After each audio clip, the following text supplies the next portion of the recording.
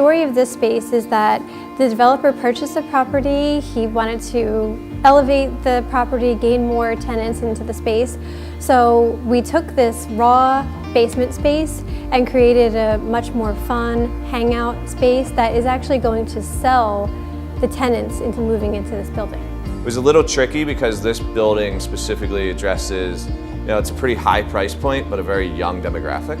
So it's a really hard demographic to really drill the interior design requirements and needs on. These tenants are pretty highly paid, high IQ, well educated. So they understand like classical architecture and they know what modern painting looks like, and most of them want to see those two come together, and that's where Tina does an amazing job. On a project like this, you are taking something that really you have to see the diamond in the rough.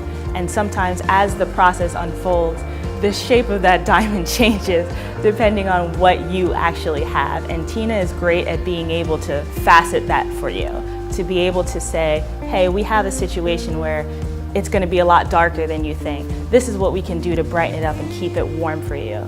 Or this material is what you were thinking about, but this is really a better solution for what you're trying to achieve.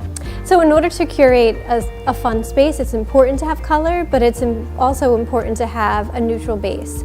So a lot of the walls are neutral, and then I punched up with utilizing blues and reds and greens, which are all primary colors. The new offices for the project manager will be down here, so prospective tenants will be coming down here and might need to wait. So we created a seating area in the center with very graphic mural on the wall and beautiful pendants to keep your attention.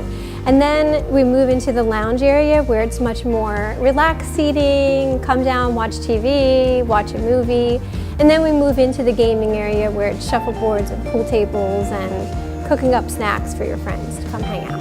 So adding the gym in this space was fundamental because it's a place where they can go catch a good workout, and they're paying a high price point for these apartments. So it was a draw.